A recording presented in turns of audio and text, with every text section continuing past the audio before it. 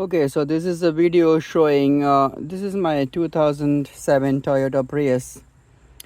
When I was driving yesterday, day before actually, I saw on my screen, this is a hybrid, so it has a screen. On the screen it says power, like check power, and I did not know what it meant. But I came back, I had to drive about 10 miles, came back and opened the hood and saw the serpentine belt, which is right there behind this air inlet. There's serpentine belt that broke off and fell on the road somewhere. So that is the reason it was giving me that error of power, because that serpentine belt, the main thing it does, the only thing it does is actually powers the water pump. Because in this Prius, because the hybrid, everything else is electronic, so that pulley system, which is serpentine belt, just is responsible to run the water pump. So it was probably overheating and it was giving me error code because the power of the car was decreasing and the electronic system sensed it, that power loss in the engine because of the overheating. Luckily my engine is fine.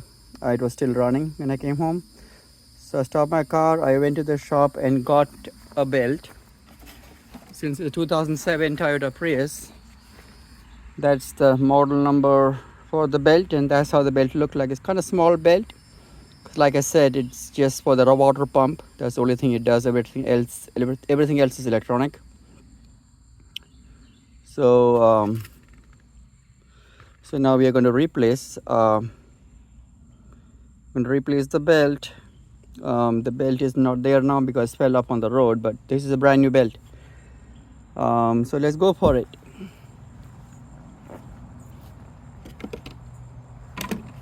Let me show you what I'm going to do so it'll be more clear. I'm going to take my camera off the stand so you can see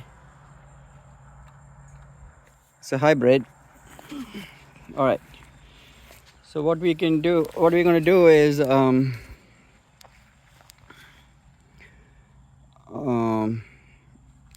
going to take this little strip off. This is the grounding wire. So I made it loose so it will be easy for you to display it for you. So pretty much I take a socket wrench, take it off. Main thing is to move important things out of the way. So we take this off, and you see there's a little nut for that guy. We take that off as well. So we take this off. You just move it on the side. All right, just move it on the side. We take this guy off.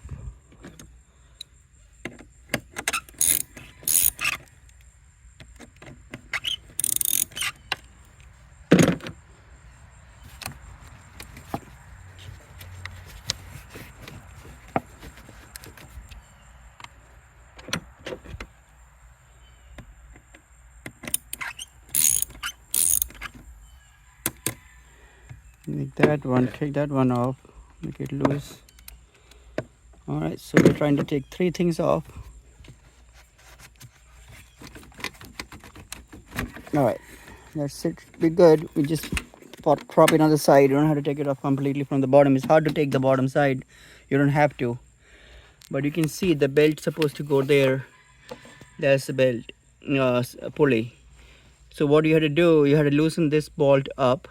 That's a tensioner put to tension the belt. You see, tensioner nut. This is a pulley nut.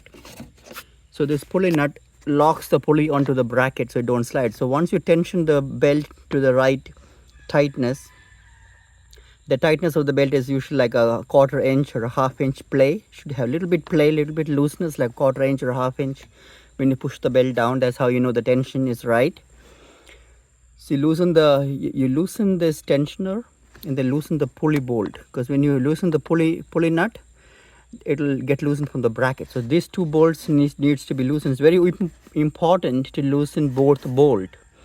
Otherwise you may not be able to take the belt out or even install the belt properly, because this tensioner tensions the belt. The pulley bolt, the pulley nut that you see there, holds the pulley into the bracket. I'm going to flash some light so you can see it. You see It's very clear. And that's the nut we are going to take off as well. So once you take that nut off, that sensor comes off. You see? All right. This flashlight is unbelievable. It's a rechargeable flashlight I get from Harbor Freight, just like $12, something like that. And it's just unbelievable. It has a stand that you can put, like, make a like a stand for your flashlight. It's very powerful and it's rechargeable, so it's much more easier. All right. So what we're gonna do is now take this guy off. That's the little sensor which is on the way, which is in our way. Take that off as well. Already, so that's a little nut. All right. So we got two nuts off. One is the grounding wire, the ground wire we took off, and then we loosen this bolt, take this air inlet out, and now we gotta take this sucker and then move it out of the way. We can take this off if I need to. Let me see here. I can take it off. Just a little clip, but you can see how clearly it looks. That's where the belt goes. And there's a pulley underneath it, the bigger pulley for the water pump. So this pulley, the tensioner pulley, and the other pulley is the water pump, which is on the bottom side. I can show you from the bottom side of my car. This car runs perfect. It's an amazing car. You see right there, that is the water pump.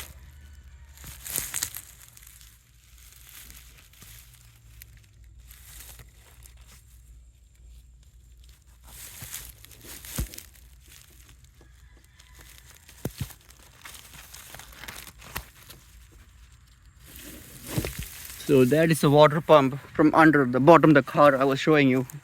We don't have to do anything from the bottom. We can reach it from the top. So I'm going to put my camera back on stand so I can have both hands to work.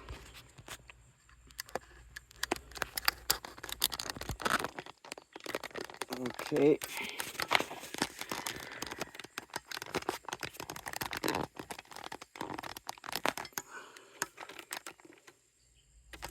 Okay, let's try that.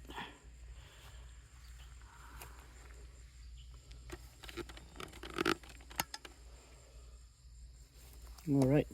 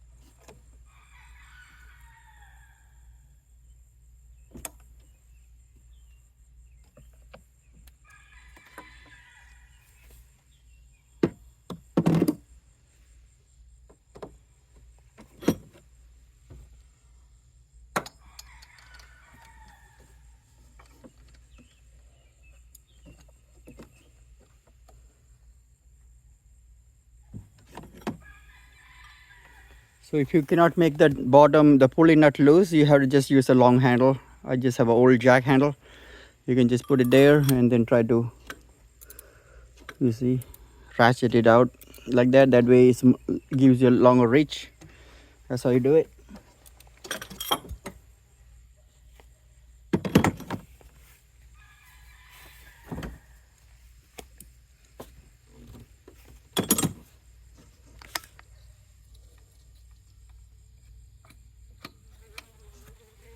All right. So you can see the pulley is moving. That means the tensioner is loose, the pulley nut is loose.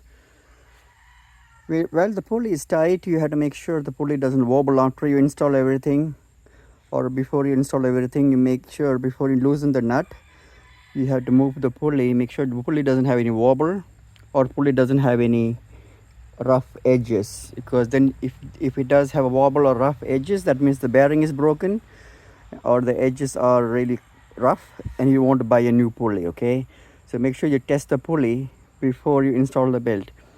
The pulley should not wobble, because that's how you know the bearings are good on the pulley, and pulley should not have any rough edges. It'll damage the belt. All right, so the pulley is loose, the tensioner is loose. I can see it sliding freely, and now we're trying to install the belt.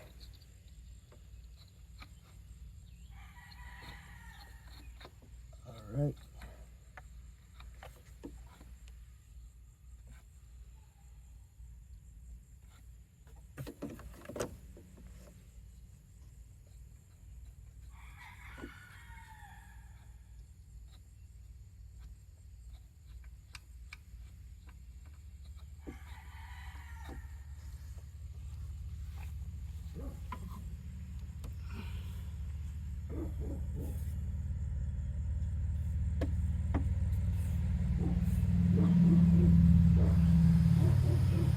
There's the belt.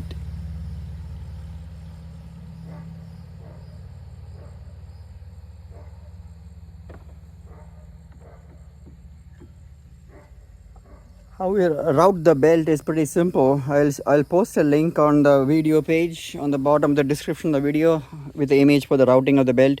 So if that is the tensioner pulley, and there's a water pump pulley on the bottom, it will goes over the tensioner pulley, and then it weaves into on top of the water pump pulley. The water pump pulley stays here, and it weaves inside of the bottom pulley, which is the power. It comes from the power. Okay.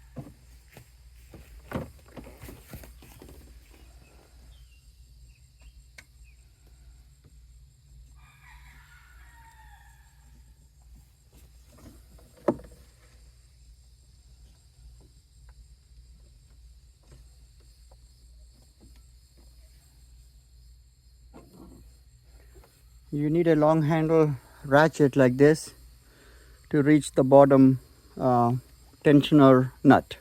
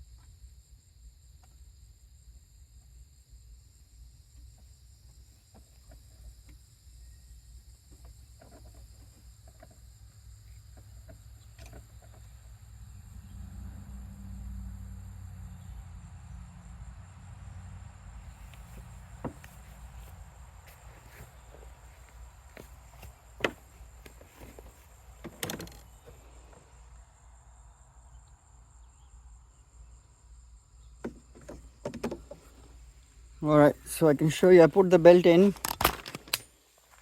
You see, I put the belt in. The belt is right there. Now we have to tension the pulley. So tension the bracket, so the pulley, the belt becomes tensioned. Once the belt is tensioned, like I said, it has to have a 1/4 inch or a 1/2 inch play. When you push the belt down or twist it sideways, you should have only like a 1/4 inch or 1/2 inch free or play. It should not be too tight, because then it will squeak and all that. And when you start your car, make sure the belt is not squeaking. If it's squeaking, it's too tight, okay, it will damage your things. But anyway, so now we tension the tensioner bracket or tensioner nut. Once the belt is the right tension, then we tighten the pulley nut right there, the pulley nut. And pulley nut, you have to go from the side this way and tighten it. That when you tighten the pulley nut, it'll lock it in. It'll lock the pulley to the bracket after the belt is tensioned by the tensioner nut. That's how it works. So we first tensions the belt, we tension the pulley to lock it into the bracket, then it won't move. You are good to go. That's how you do it, okay? All right, now let's look from the bottom, see how it looks.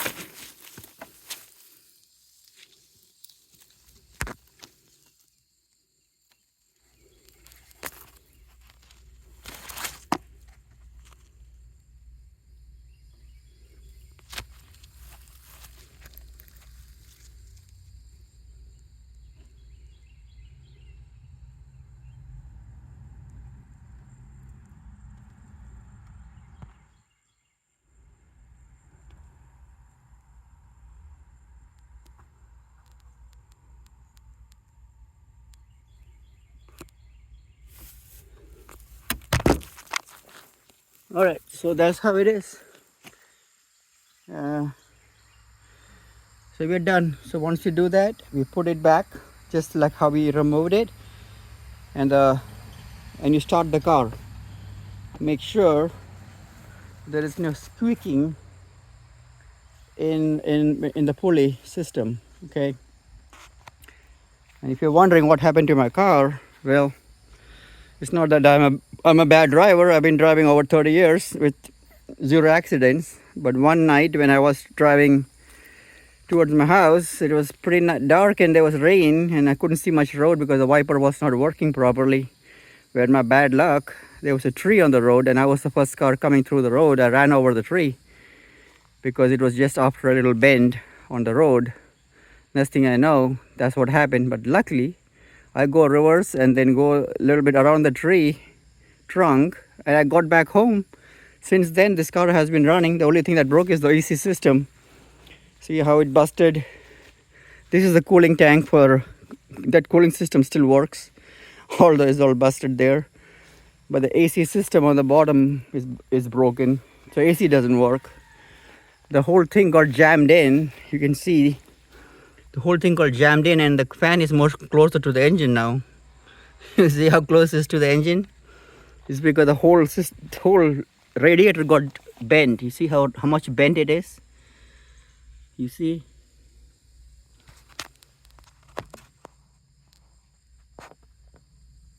That's how much it got bent, like by almost like 1 feet inside, but still works. The fan is not touching anything.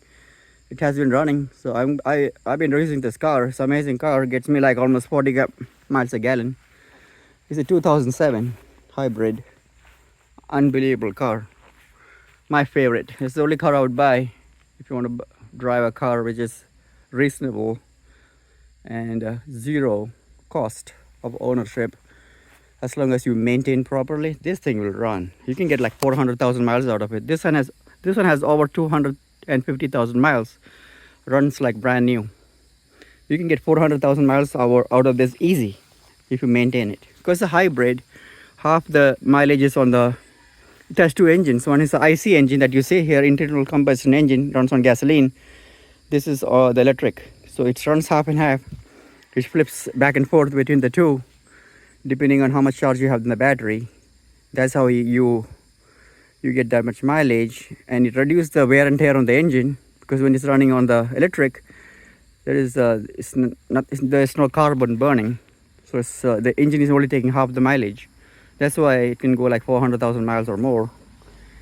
This is unbelievable Toyota Prius. People who own Toyota Prius, they probably know what I'm talking about already. Thanks.